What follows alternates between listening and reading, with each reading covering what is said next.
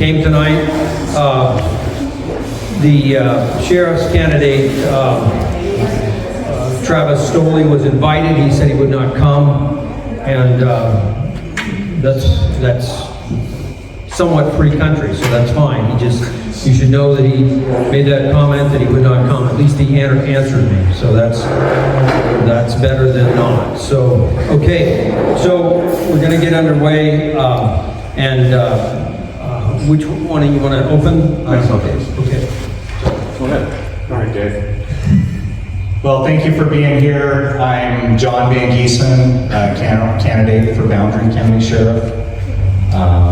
Lots of familiar faces. Seems like Dave and I have been on the Sheriff Roadshow for the roller coaster, and it keeps going round and round and round. Anyway, 13 sleeps left till the primary, May 21st. You can early vote now. I have been a law enforcement professional for 35 years. I've served 2 sheriff's offices during that career. I began my career as a 22-year-old kid with the Kitsap County Sheriff's Office in Washington State, where I served for 29 years. I was a deputy, a narcotics detective on a regional drug task force, worked undercover for 12 years, came out, promoted to sergeant. I was a sergeant on patrol for about 12 deputies, covering the county, covering their shift. And then the sheriff came to me and says, I need an internal affairs investigator for our 240 employees, and you're the guy. So I moved into internal affairs for about 15, 16 months, while one of our deputies was deployed to Afghanistan. When he came back out, I went back to patrol, and then I was promoted to lieutenant. All during this time, I began serving on our SWAT team that we formed in 1996 from scratch. It was a regional team involving the city agencies, the county agencies, and we brought 2 of our fire districts on board to provide SWAT medics as well. So after that, I was promoted to lieutenant, which is a middle manager. I was out on patrol with 2 other lieutenants. And during that time, we managed about a $15 million budget on patrol. I had 32 deputies and 5 sergeants, 24/7 coverage on our half of the week, along with a lot of collateral duties, K-9, our 132 vehicle fleet, our crisis intervention team, and several other things. I came to Bonner County in 2020, began working for Sheriff Wheeler in Bonner County in 2021, January 21, and I've been working for him since. I was a deputy for about a year. He said, yeah, you're not working the road anymore, moved me into detectives for about a year and a half. He said, you're not working detectives anymore. I skipped the rank of sergeant and was promoted to lieutenant, part of the command staff for the Bonner County Sheriff's Office, which capacity I serve in now. I have about 30 employees that I'm directly responsible for, Bonner County 911, and our payroll and budget, internal affairs, a lot of our support staff, and our budget in Bonner County is over $15 million within the Sheriff's Office. I've been married to my wife of April of more than 30 years. We celebrate our 30th anniversary in February. We have 7 kids. God allowed us to make 2 of them, and then God gave us four others, and then we have guardianship of a 4-year-old grandbaby. So we still have 4 at home, so we're a busy family. I'm the only sheriff candidate that is currently working full-time in law enforcement and continues to work in law enforcement and has had no break in civilian law enforcement service. The 3 tenets that I really want to focus on as sheriff, as far as issues within Boundary County, is being an advocate for our employees, because we need to keep good quality employees here. And secondly, to combat our drug problem. If we don't get a handle of it now, many of us came from other communities where we saw it infiltrate our communities, and if we don't handle it at the lowest level, it's gonna be involved in everything. I've been an instructor for drug investigations. I've been a federal, state, and court expert, recognized as an expert in court on drug investigations. The other thing I want to point out real quickly, since I have 1 minute left, is the areas that I'm going to focus on as far as developing employees and developing the office and showing leadership is enhanced communication with the public and within the office and within our county government. One of the ways is by putting MCTs in our patrol cars, because we have them purchased. I'm sorry, but sheriff's offices around the country put them in their cars 20, 30 years ago. So we need to get those installed. They've been purchased. That's going to make us more effective on the road. Expect professionalism. We will respond to every call. We will take reports of every call, and we will investigate every case to its logical conclusion. Unfortunately, I'm hearing that's not being done within our community, and that is not acceptable. And then investing in the future. We have to find a plan to replace our jail. And that's going to be the community's decision of how we handle that. Thank you. Can you hear me? Okay. My name is Dave Schuman. I retired from Boundary County Sheriff's Office March 31st of this year. Why? Well, there are certain things going on. Shortly after I announced my candidacy for sheriff, I'm all of a sudden called a liar. 44 and a half years of being a law enforcement officer, never been called that until I had to wear the title politician. Very nasty title in my book. Obviously, I've gone through an investigation. That investigation has already cleared me. That was for the post, which is Police Officer Standard Training of Idaho. I would love to see a final report on that, but on the 3rd of April, I was told by the inspector, investigator, that her report was unfounded. Thus, I'm clear. Why did I retire? Well, Sheriff Kramer did exactly what he should do. When you have an employee that is basically under investigation, you put them on administrative leave. I'm not going to sit there and burn up taxpayers' dollars and be told you can't do anything unless it's approved by us from 9 o'clock in the morning till 5 in the evening. So basically 2 weeks later, I was like, yep, I'm done. Called Percy, who does the retirement for us. When can I retire? Tell me when. Well, I want to do it yesterday. 3 hours later, they got everything they needed. I retired at the end of the month. Why? Because I don't believe in wasting money of the people that would be paying my payroll. Okay? Pretty simple. I got here in 1999. 5 days after I retired from 20 years of law enforcement with the military police of U.S. Army. Traveled the world. Held many positions. The ultimate SWAT team, I was a combat vet. Last combat deployment, Desert Storm. My wife of over 30 years, I met through the Army. Best thing I ever got from her. She kind of keeps me grounded.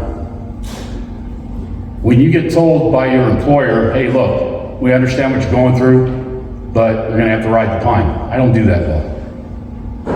I believe in taking care of things, taking care of the people. I've done that since 1999 getting here. I'll continue to do that as your sheriff. I know this county. I don't need any break-in time here, okay? I don't have a bunch of people in different, like the Democrat Party, switching parties to vote for me. You know, I've been here, I know this area, I've worked this area. I'm rather protective of this area. Why? Because that's been my job for the last 20 plus years. What do I plan on doing for this community? I worked narcotics here for many years. Narcotics is a big thing nationwide. We've got an international border.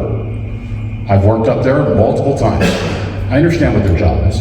I worked with K9 for 15 years, 2 different dogs. All that really meant was I had a dog that could find some dope, and I would go to court and say, yeah, that's what she does when she finds dope, okay? I'm not gonna over dramatize that. What we need to do is we need to focus on quality. 3 o'clock in the afternoon, Monday through Friday, believe it or not, Some people think that laws just aren't violated after that. So a bunch of people just go off duty. We can't do that. We can't do that anymore. We need to have watch commanders. We need to have more than just one guy. We need to have a watch commander, and you've got people in the rank structure that can do that.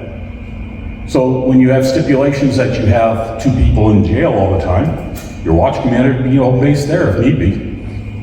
But at the same note, there needs to be cross-training. We will have better communication with the community, be it Skyping, be it meetings, be it whatever we need to do, but it will be enforced and will be thrown out there. Our quality control program, 48 hours after you've been contacted, you will be contacted again and we'll get a critique.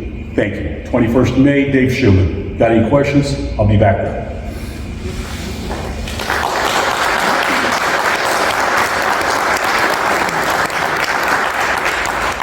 So Dave, we'll start with you.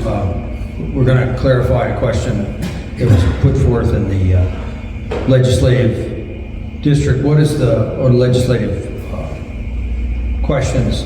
What is the basis for law enforcement as far as using force for enforcement of criminal statutes? You use the less amount of force necessary To what? To enforce the law? to quell the problem. Okay.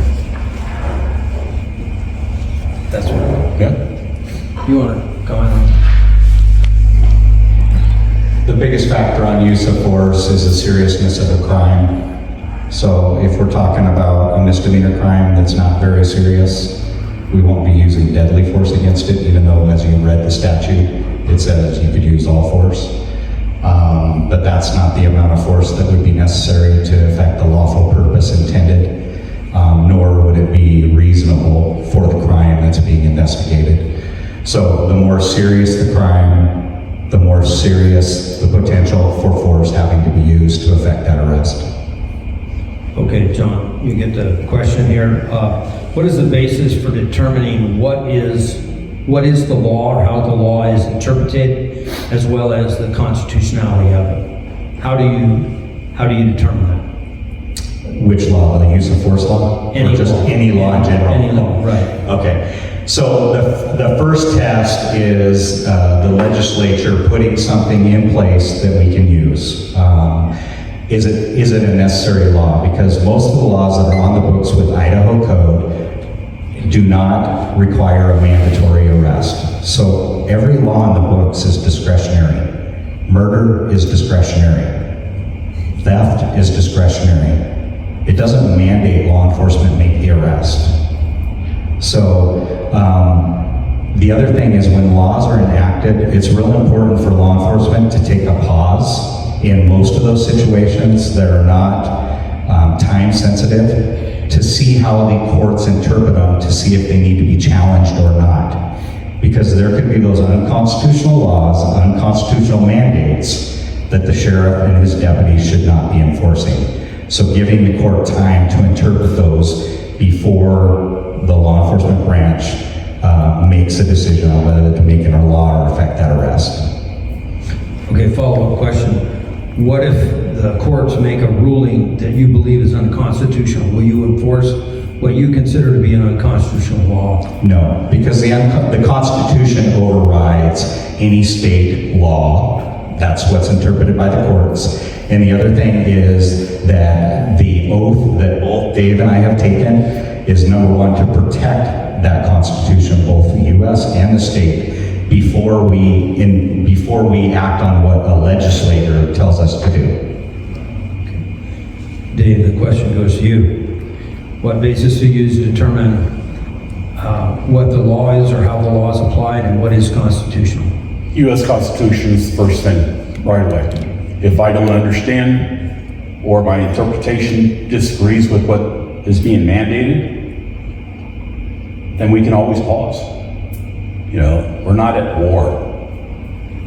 So when it comes to unconstitutional guidelines thrown at us, I've got a proven track record. It ain't gonna happen. Not on my watch. Simple as that. Okay. I'm going to go back to this case, 2018. The court ordered vital statistics to The case is 117 CV 170, and the court ordered the state of Idaho Vital Statistics to reissue birth certificates to transgender people that they change their sex and name. The original birth certificates must not include any record of amendments to sex or name change. In 2020, the court reinforced its ruling permanently enjoining Idaho to amend birth certificates as unaltered original source documents. As a sheriff, you'll have to operate a jail. How do you deal with a situation in which somebody has a birth certificate claiming they're a woman when they're a man? Pretty simple. Sounds like a person has a mental disorder. You know, I'm saying that and it sounds simple, right? And it is. So thus, you're not going to put a person like that in with whomever they're not identifying with. You have to put them in an isolation. However, we're going to go get them checked by the psychiatrist first.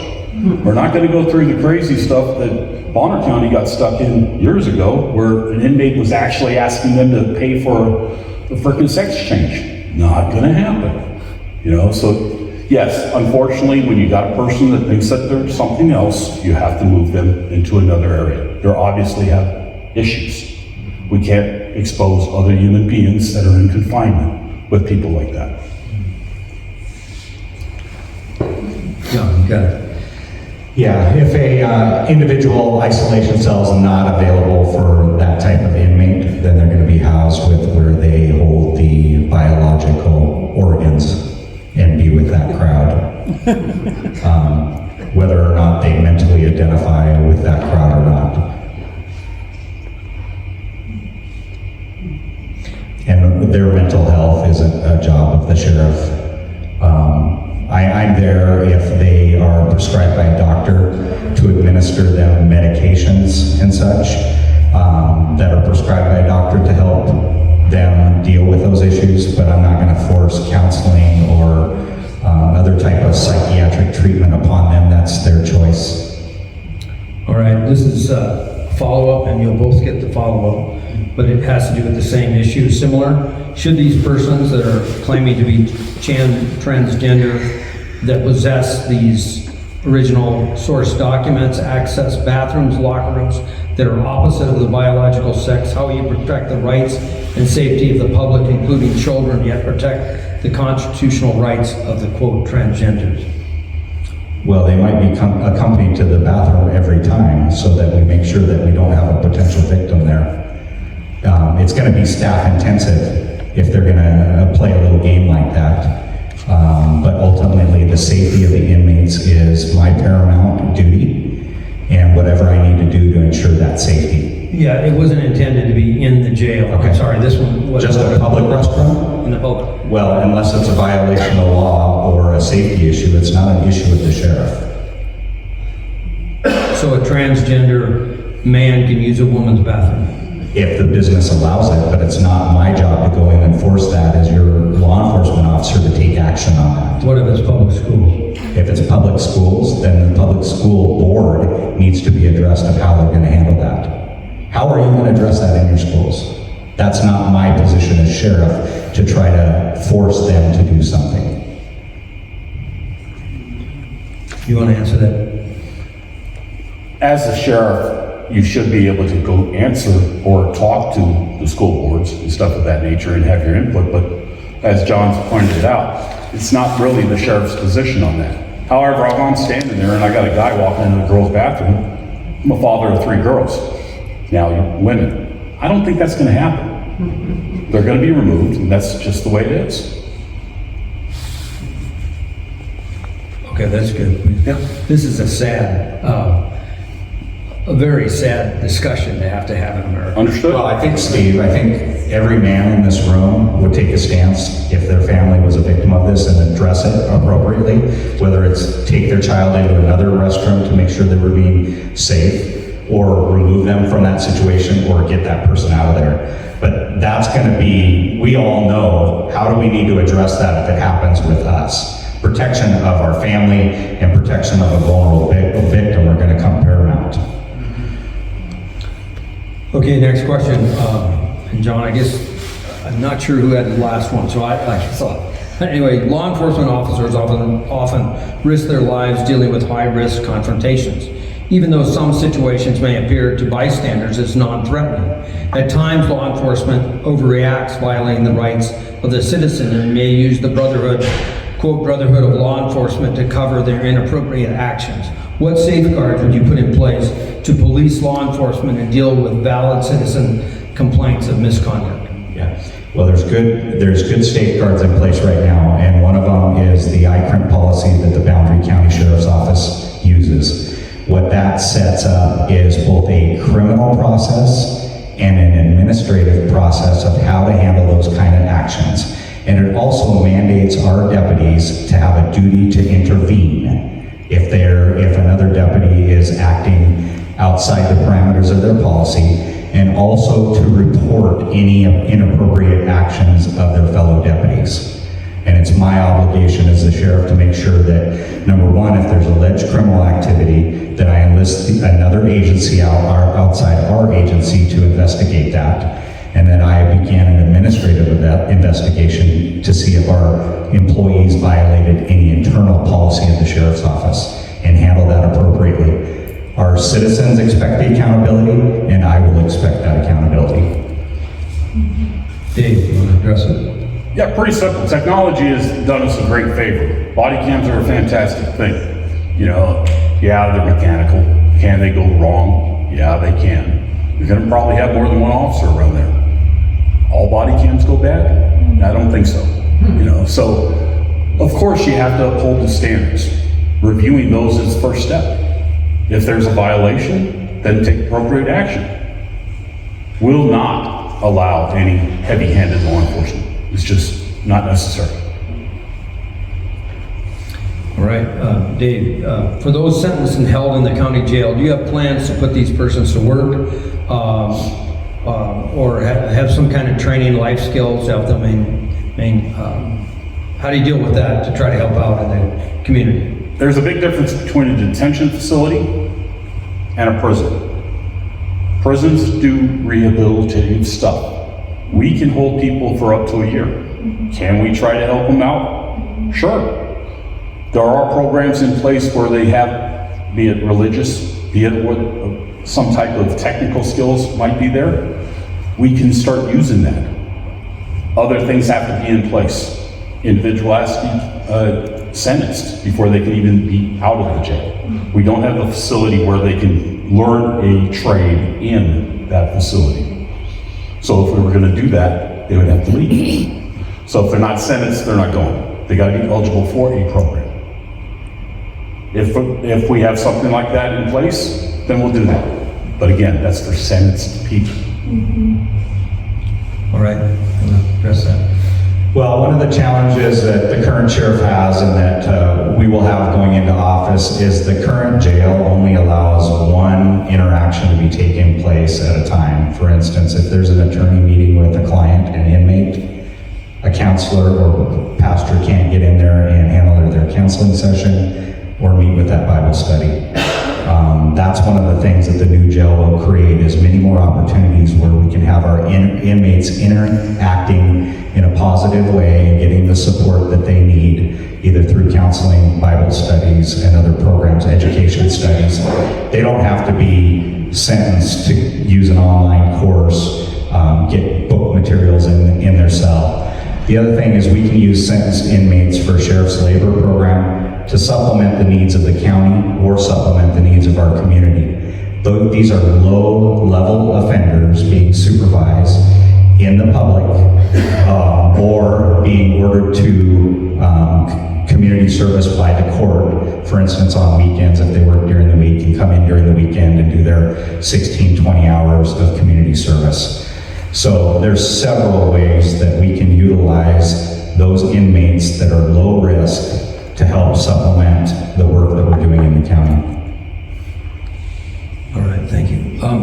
Dave, I think we'll just ask for closing statements, and we're going to also let everybody know here if they have questions for the next time these folks hopefully will come, and we'll continue this discussion. It's great, and I learned something. That's great. So go ahead.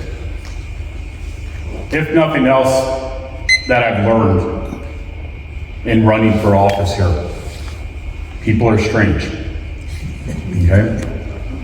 People will do anything for a vote. I'm not gonna lie to you, this has been long. I ran 8 years ago, then I ended up working under the guy I ran against. Tell me those 8 years were great. Wasn't allowed to go to any schools. Fair and equal treatment to all employees is a must. Just like fair and equal treatment to everybody out there in the community is a must. That's why you have to have some type of quality control. I will bring that to you. Vote for me, 21st May. How much time did you say, Steve? 3 minutes. Just a couple things real quick. I don't believe everybody here has seen the sheriff's debate, but it's the only opportunity that you've had to see all three candidates in a room together, and one of the candidates announced their candidacy 14 months ago. Yet it's the only time you've had all three of us in the room to answer sheriff level questions. So I'd encourage you to go to YouTube, watch that, because you're being asked sheriff level questions by all three candidates and getting their answers. What I want you to think about is take what you see here today, take what you see there, compound that over a 4-year term. What does your sheriff's office look like? Is it an experiment, or is it being led by experience? Whoever you vote in for office is going to manage $20 million of your taxpayer money over the next 4 years. Do you want them to show that they're being fiscally responsible in their personal lives? I think that's important. The other thing that I wanted to emphasize, and I got a question on a phone call yesterday about, well, I didn't know you're the only candidate that has held supervisory roles and administrative roles. I thought these other guys had too. Well, there's a big difference between hiring people, mentoring people, training people, counseling people, firing people, disciplining people. Can I help you? No, I'm listening. Okay. Making sure you weren't having a medical emergency or something back there.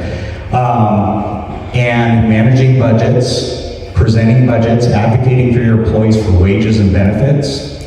I was elected by my peers in Bonner County to be the president of the Employees Association, representing them. Over the last 2 years, they've received anywhere between 14 and 16% in raises and better medical benefits by working in conjunction with the elected sheriff to represent the employees. So, I'm thankful everybody is attentive, doing their research and being intentional about this election, because it is very important. I appreciate your support. I appreciate your support to our family. We didn't expect that it would be this. I've just been a 35-year law enforcement officer. We didn't expect that my kids would be questioned, that those kind of things would come out. Where do you send your kids to school? Is that important for your sheriff? I put my kids where they need to get the best education for them, whether it's in my house, whether it's with a co-op, whether it's in public schools. You have that choice. And you have that choice on May 21st to decide who you want to be your sheriff. Thank you so much.